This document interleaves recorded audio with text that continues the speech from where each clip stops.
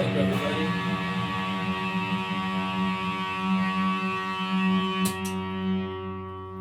So what we're going to do today is not a pedal shootout, it's an analyst.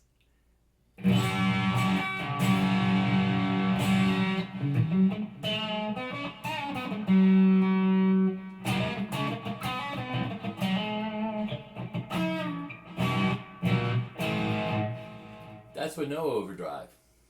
Through the iconic. What? Listen, people mislabel stuff all the time, and this is what this video is about. I get mislabeled. I can play country, pop, rock. I get mislabeled as well because I do a lot of shreddy licks on the channel. What most people don't realize, I made most of my money recording sessions playing pop music, dance and pop. And most of the time that I write on my keyboard.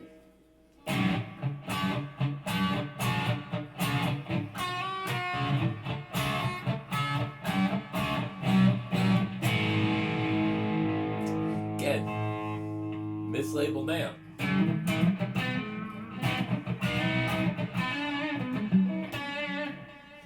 Now, can we get that sound?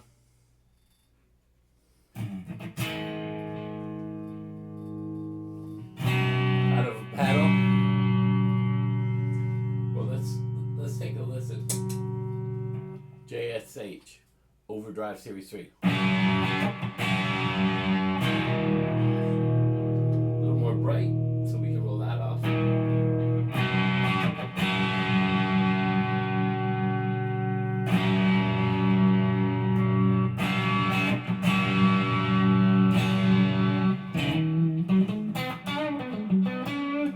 Similar, but a little more compressed. Now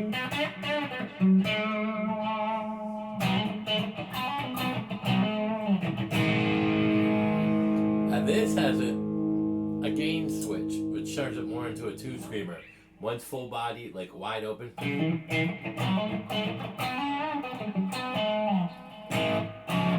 For me, it just sounds like more compression and less gain.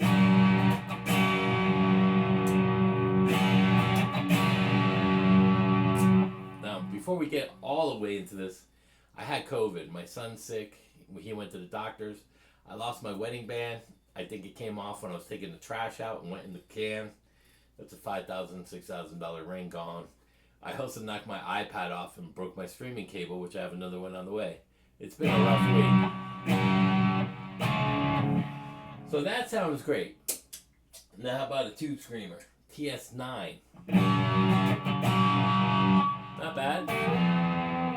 A little more harsh and more compressed. 808.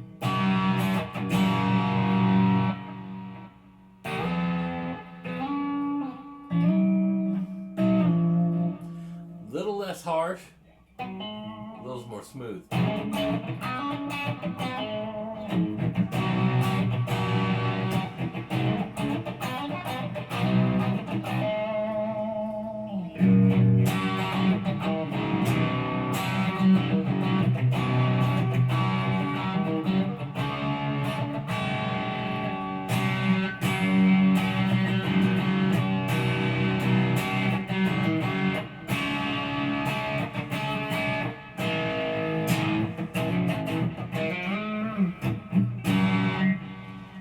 Great sounding pedal. This is a Japanese 808. Let's take a listen to the JHS again.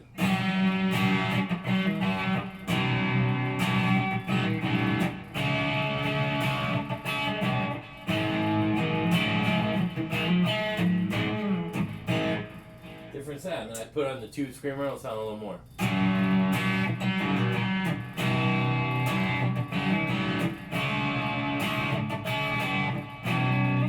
You can hear it creates more of a tube screamery, more compressed sound.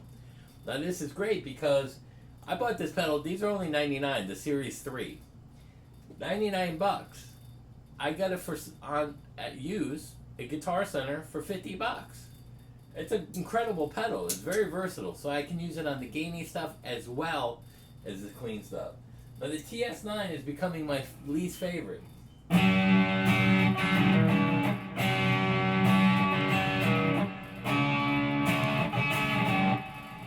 That has more compression but more mids. Now, here's the thing about it.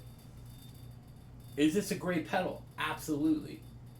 This is more versatile. That's more creamy. And it's a Japanese version. Again, this is a Japanese version. So they're made in probably the same factory where Ivan has commissioned them. These are two older pedals. This is a newer pedal. And it's comparable. The technology is out there, you know? But what's this video about? It's about mislabeling everything and not explaining to how this pedal might not sound good on a Hughes and Kettner or a Boogie, and this will. Because this has got the added mids. This is somewhere in between. That's harsher mids, and this can go both ways. So it's not about what is better. It's about what you're looking for in tone for you. It's not what these other pedal pushers or guitar pushers are doing. They're just social media salespeople. Like some people like guitar.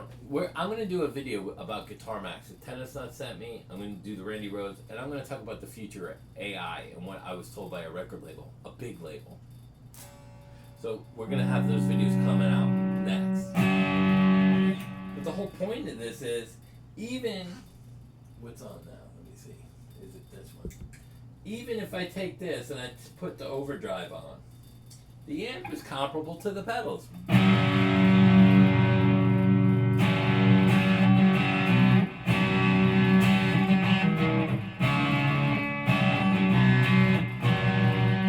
So if I wanted to take this and I take the volume down and put the gain up and I go on a clean,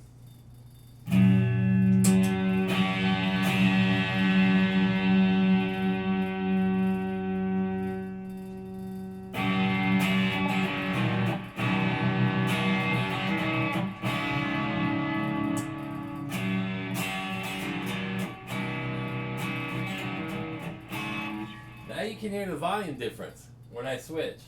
Watch this. More aggressive, wide open.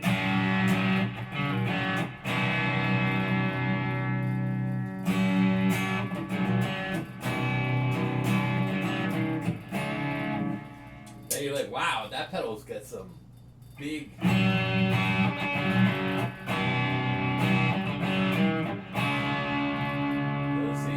Turn the level down and let's boost the gain like I just did.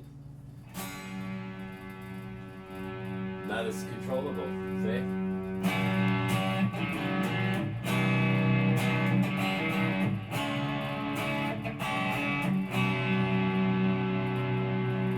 Let's do the tone thing. Ooh, that's got some tone on it. The tone knob.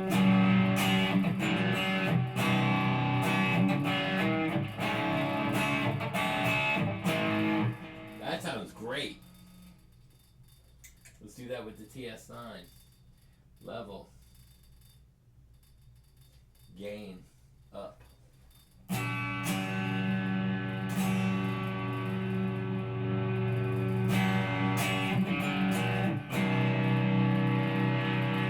Tone works great on that thing. But you hear how more aggressive the TS9 is? And listen, a lot more noisy.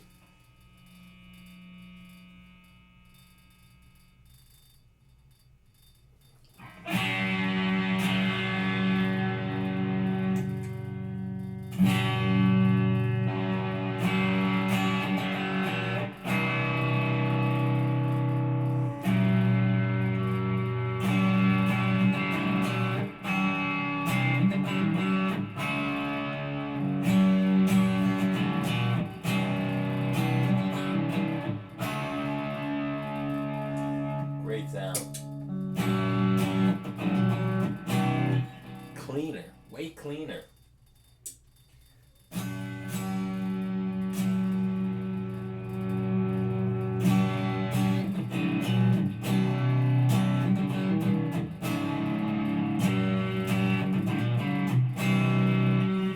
I like the JH. This is an old Japanese model that it's been well taken care of. This is a Japanese version. It's an older version, like probably around 87, around there, 88. This is newer, and this sounds better. So is older always vintage good? No, but that's not what this is about. This is about new pedals are comparable. That vintage shit.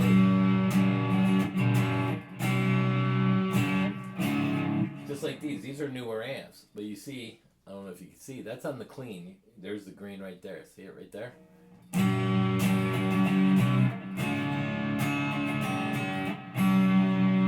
That's... I can roll the volume off right there. Let's see.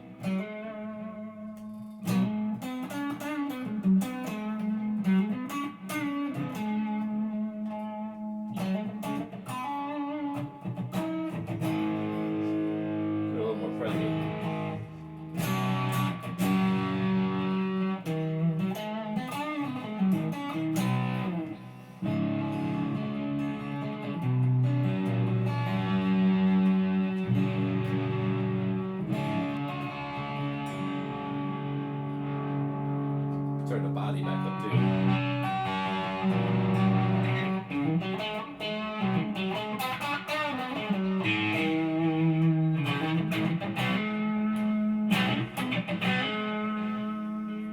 Turn the presence back.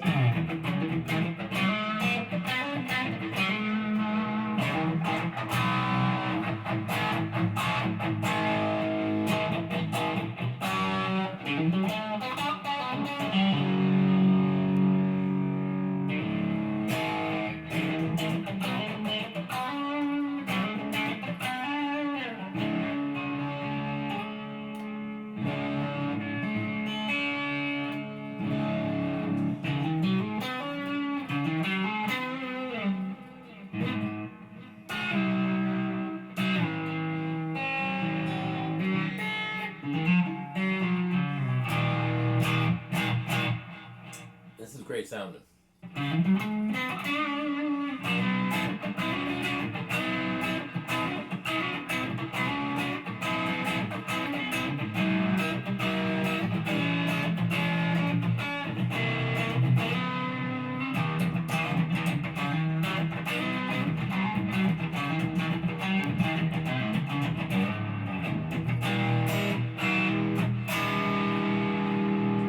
But what if you combine the overdrive, roll the gate off?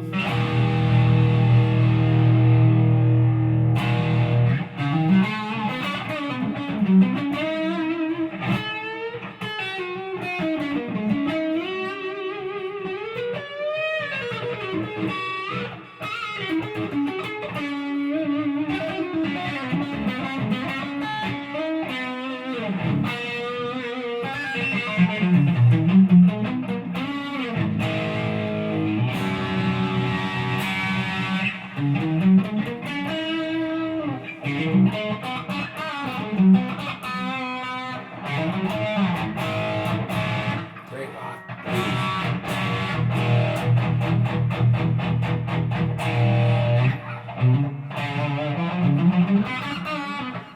So let's check this out. Let's do the volume more up and roll the gain off here. A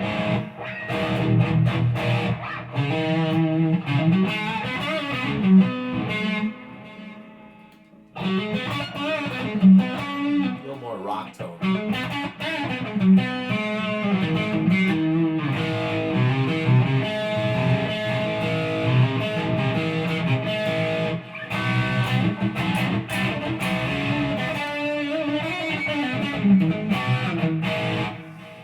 More rock on the rock side.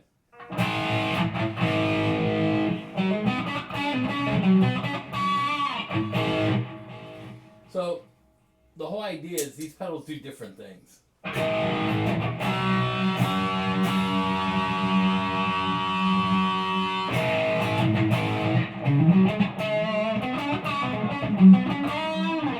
now this sounds better for rock. Again.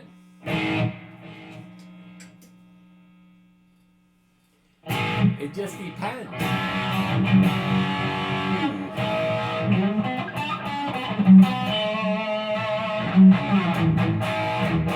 Oh yeah.